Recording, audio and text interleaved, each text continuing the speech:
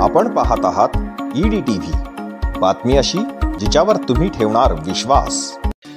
नमस्कार, मी दिलीप पोहनेरकर। EDTV न्यूजच्या या आरोग्य विषयाच्या बातमीत आपल्या सर्वांचं स्वागत करतो। मंडळी, अन्न पचन सोपे करण्यासाठी एक घास 32 वेळा चावून खावा असं म्हणतात, परंतु एवढा वेळ चावून खाणं शक्य आहे का? किमान खाल्लेले अन्न पचण्या एवढं तरी चावून खावं लागतं आणि त्यासाठी हवे असतात ते मजबूत दात। हे दात फक्त चावून खाण्यासाठीच नसतात, तर ते चेहऱ्यांची शोभाही वाढवतात। ही शोभा वाढविण्यासाठी आता दातांच्या उपचारांचाही स्पेशालिस्ट आलेला आहे।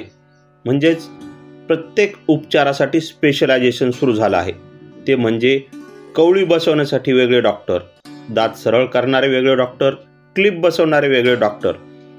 परंतु दात काढण्याचे काम मात्र सर्वच डॉक्टर करत असतील असं मला वाटतं। दंतचिकित्से संदर्भात नवीन व्यवसायाला सुरुवात केलेल्या शिंदे मल्टीस्पेशालिटीच्या डॉक्टर श्रद्धा भानुशी शिंदे यांना काय वाटतं ते आपण पाहूयात। नवीन डॉक्टर, एक तर हॉस्पिटल नवीन, दंतचिकित्सेमध्ये पण आपण नवीन आहात आणि वयानं पण तरुणच आहात। तर सध्या परिस्थितीमध्ये दातांच्या ज्या समस्या आहेत त्याबद्दल काय सांगाल तुम्ही? कशी परिस्थिती आहे समाजामध्ये? आता सध्याचं जे वातावरण बघतो आपण, जो वयोगट आहे लहान मुलांचा, जसं किंवा जे लहान वयामधून 10वी 12वीपर्यंत येतात, तशा वयापर्यंत, म्हणजे जसं की आपण बोलू शकतो वयाच्या 6व्या वर्षापासून ते वयाच्या 15व्या वर्षापर्यंत दाताच्या समस्या ज्या आपण सध्या उद्भवतात, जेव्हा दूध दात पडतात, खूप वयाच्या आधी पडतात, तर त्याची समस्या काय असतात पडण्याच्या, की खूप कीड लागते किंवा एखाद्या वेळेस लहान मुलांना खूप चिकट किंवा कडक खाण्याची सवय असते, त्यामुळे ते दुधाचे दात लवकर पडतात आणि पक्के दात येण्यासाठी तो वेळ आलेली नसते, त्याच्या आधीच ते दुधाचे दात पडतात। त्यामुळे पक्के दात येताना वेडेवाकडे येणे किंवा कीड लागून येणे किंवा पक्क्या दातांमध्येच मुळापासूनच समस्या निर्माण होणे, ह्या गोष्टींचं प्रमाण खूप वाढत आहे। त्यामुळे दुधाच्या दातांची काळजी घेणं तितकंच महत्त्वाचं आहे जेवढी पक्क्या दातांची काळजी घेणं गरजेचं आहे। यामध्ये सगळ्यात मोठा सहभाग राहतो पालकांचा, त्याच्यामुळे पालकांना पण एवढीच विनंती आहे की 10 वर्षापर्यंत तरी पाल्यांच्या दुधाचे दात कधी येत आहेत, कधी पडत आहेत, याची दंत तज्ज्ञाकडे जाऊन त्याचा सल्ला घेणे किंवा त्याबद्दल माहिती मिळवणे हे त्यांच्यासाठी गरजेचं आहे, जेणेकरून त्यांचे जे पक्के दात येतील ते व्यवस्थित लाईनमध्ये येतील, वेडेवाकडे होणार नाही किंवा दातांमध्ये गर्दी होणार नाही। काही एक्स्ट्रा दात येतात दुधाचे किंवा पक्के दात, त्याबद्दल पण निदान लवकरात लवकर होतं। त्यामुळे भविष्यात लागणारी जे वेडेवाकडे दात होण्याची ट्रीटमेंट असते ती वेळेच्या आधी टाळता येते। आत्ताच तुम्ही म्हणालात की वेडेवाकडे दात, तर हे वेडेवाकडे दात कशामुळे येतात, काय सांगा? वेडेवाकडे दात येण्याचं एक तर मुळात कारण असतं अनुवंशिकता सुद्धा असते, सगळ्यात मेन जे बेसिक कारण आहे। दुसरं कारण असं की जे तुम्हाला म्हटलं, ह्या वयामध्ये चॉकलेट वगैरे गोड खाणं, ह्या गोष्टींमुळे जे दुधाचे दात आहेत लवकर किडतात, लवकर सुजून लवकर ते हलून पडून जातात। त्यामुळे कसं त्या वयाच्या आधी ते दूध दात पडतात आणि त्यामुळे जे पक्के दात खाली येत असतात ते येताना खूप उशिरा येतात किंवा लवकर येतात। त्यामुळे कसं आहे, ते हिरड्या, आपली पूर्ण हाडाची ग्रोथ झालेली नसते, त्यामुळे ते जिथून त्यांना पर्याय दिसतो दात बाहेर निघण्याचा पक्क्या दातांना, तिथून ते येतात। एक तर ते वरचे असतील तर टाळूच्या दिशेने येऊ शकतात, खालचे असतील तर जिभेच्या दिशेने येऊ शकतात। तर बऱ्याच वेळेस आम्हाला पण असं जाणवतं की पुरुष मंडळी जी आहे ती जिथे महिला डॉक्टर असेल तिच्याकडे जाणं टाळतात, तर याच्याबद्दल तुम्हाला कधी असा अनुभव आलाय का, जाणवतोय का? अनुभव म्हणजे आता कसं आहे, मला तरी त्या बाबतीत कधी असं वेगळंपणा वाटला नाही, पण काही पेशंटचं असं असतं मनोगत त्यांचं की आता आम्हाला थोडा वेगळ्या काही सवयी असतात, समजा तंबाखूची वगैरे काही वर्षांपासून लागलेली असते, ते सोडण्याचाही प्रयत्न करतात, आपल्याला सांगतात की आम्ही 50% कमी केलेलं आहे, 60% कमी केलेलं आहे, पण ती पूर्णतः सवय जात नाही। तर त्यांना एक कुठेतरी मनात हेजिटेशन म्हणतो किंवा काहीतरी कमीपणा किंवा काही वाटतं की स्त्रिया ज्या डेंटिस्ट आहेत किंवा डॉक्टर्स आहेत त्यांना ते सांगताना त्यांना थोडा असं वाटतं की आपली ही सवय वाईट आहे, तर आपण हे सांगणार कसं किंवा या बाबतीत त्या निदान कसं करतील, कसा त्यांचा रिस्पॉन्स असेल, ह्या बाबतीत एक तर ते घाबरतात किंवा त्यांना असं वाटतं की त्याबद्दल महिलांशी डिस्कस करणं ही गोष्ट बरोबर नाही। पण मला अशा सगळ्यांसाठी हेच म्हणणं आहे की असं काहीही नसतं, सर्व डेंटिस्ट, मग ते मेल असो फिमेल असो, सर्व ते त्या अभ्यासातून गेलेले असतात, त्यामुळे आपण त्यांना जी पण ट्रीटमेंट देणार ती एकदम 100% व्यवस्थित असेल आणि त्यांच्या समस्येला अनुकूल असेल। विषय असा आहे की शरीराचा विषय आला की माणूस थोडं काळजीपूर्वक अभ्यास करतो किंवा काळजीपूर्वक डॉक्टर निवडतो, आणि जो जास्त सिनियर असेल तो जास्त चांगला डॉक्टर, अशी एक समाजात किंवा आपली सुद्धा भावना असते.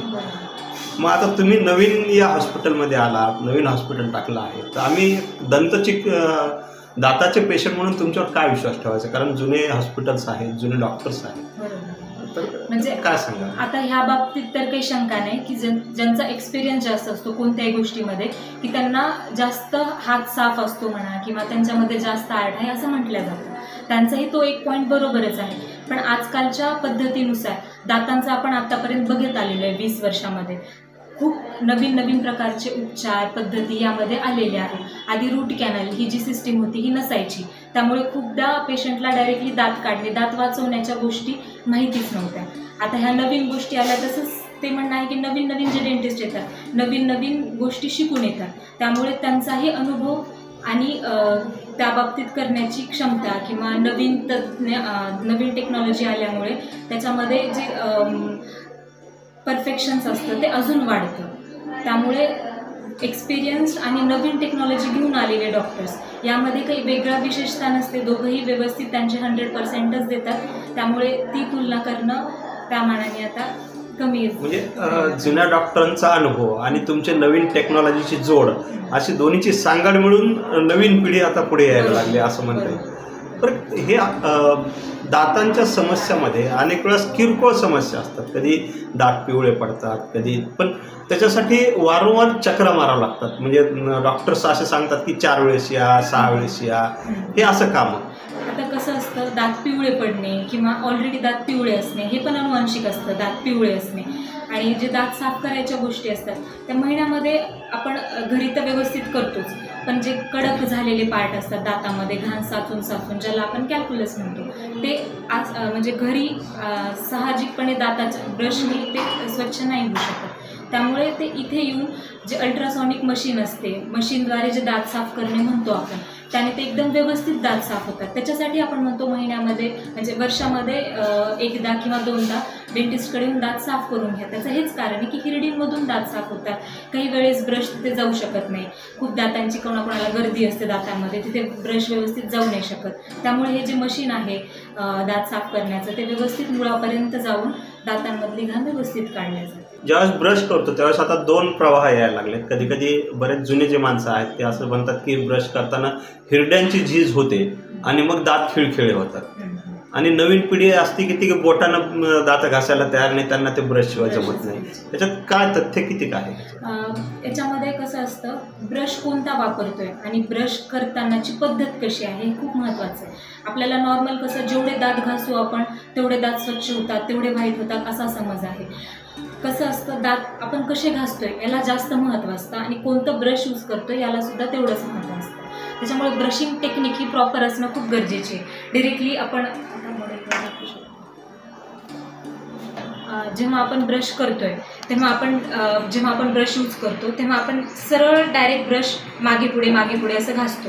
ही ब्रश करण्याची योग्य पद्धत नसते. त्याला व्यवस्थित रोलिंग मोशन किंवा सर्क्युलर मोशन म्हणतो, ज्यामुळे हिरड्यातून साफ होतात, 2 दातांमधल्या फटी पण साफ होतात आणि हिरड्या पण साफ होतात. तर व्यवस्थित त्याला ब्रशिंग टेक्निक व्यवस्थित आली पाहिजे आणि प्रॉपर ब्रश यूज झाला पाहिजे, हे खूप गरजेचं आहे. आणि हिरड्या जे झिजणं आहे यामुळे पण ते प्रमाण कमी होतं, कारण ब्रश प्रॉपर केलं तर दातांसहितच हिरड्यासुद्धा व्यवस्थित राहू शकतात. गमतीमध्ये असे बरेच जण म्हणतात की आता डॉक्टरमध्ये सुद्धा कोणी उजव्या कानाचा डॉक्टर, कोणी डाव्या कानाचा डॉक्टर, कोणी उजव्या हाताचा डॉक्टर येईल. तर मग आता ह्या दाताच्या स्पेशालिटीमध्ये सुद्धा असे काही प्रकार आलेले आहेत का की ह्याचा स्पेशल वेगळा, त्याचा स्पेशल वेगळा? कसं आहे, डेंटिस्ट्रीमध्ये जेव्हा आपण BDS पूर्ण होतं त्यानंतर जवळपास 8 विभाग असतात दातांचे. त्याच्यामध्ये आपण स्पेशलायझेशन करू शकतो. तर प्रत्येक दातांच्या समस्येसाठी वेगवेगळ्या प्रकारचे तज्ज्ञ असतात. जसं की लहान मुलांचे काही प्रॉब्लेम असतील तर त्याच्यासाठी पेडियाट्रिशियन्स असतात, म्हणजे लहान मुलांचे पण तज्ज्ञ त्याच्यामध्ये असतात. आणि त्याच्यानंतर रूट कॅनलचे स्पेशल असतात तज्ज्ञ, किंवा खूप सर्जरीज वगैरे असतात त्याच्यामध्ये पण ओरल मॅक्झिलोफेशियल सर्जन्स असतात अवेलेबल. हिरड्यांचे वेगळे तज्ज्ञ असतात. तर असे डेंटिस्ट्रीमध्ये सुद्धा वेगवेगळ्या प्रकारचे तज्ज्ञ असतात. जवळपास 8 ते 9 विभाग असतात दातांमध्ये. हॉस्पिटलमध्ये सुद्धा. तर ते आपल्याकडे त्या पद्धतीने त्या तज्ज्ञाच्या सहाय्याने प्रत्येक समस्याचे मुळापासून डायग्नोसिस होऊन त्याच्यानंतर त्याचं निदान पण आपण इथे करू शकतो. त्याच्यामुळे कसं आहे, ॲक्युरसी, परफेक्शन खूप वाढतं आणि तज्ज्ञाच्या सहाय्याने ते व्यवस्थित क्लिअर केल्या जातात समस्या ज्या आहेत दाताच्या हिरड्याच्या. म्हणजे भविष्यात जर ह्या 8 प्रकारचे जर 8 हॉस्पिटल दिसायला लागले दाताचे तर नवल वाटायला नको असं सांगता येईल ना. काय आहेत हे 8 प्रकारच्या? तसं तर कसं असतं, डेंटल हॉस्पिटल आलं म्हणजे तिथे सर्व सुविधा येतात. पण तिथे कसं असतं की वेगवेगळे तज्ज्ञ येऊन आपल्याला वेगवेगळ्या समस्याबाबतीत मदतही करतात आणि त्या समस्येचं निदानही करतात. तर कसं आहे, वेगवेगळे जे 8 डिपार्टमेंट आहे त्यामध्ये बालरोगचा विभाग आहे, बालरोग दंततज्ञ असतात. परत एक सर्जरी विभाग येतो, त्याच्यामधले पण तज्ज्ञ असतात. रूट कॅनल ज्या गोष्टी असतात, रूट कॅनल आता अक्कलदाढची सुद्धा आपण करू शकतो. काही वेळेस अक्कलदाढ वाचवता येत असतील तर त्याचं पण रूट कॅनल करून आपण ते दात वाचू शकतो. अशा काही समस्येमध्ये आपण तज्ज्ञाचा सल्ला घेऊन, तज्ज्ञाची मदत घेऊन दात जेवढ्या प्रकारे वाचवता येतील तेवढ्या प्रकारे आपण दात वाचू शकतो रूट कॅनलच्या सहाय्याने.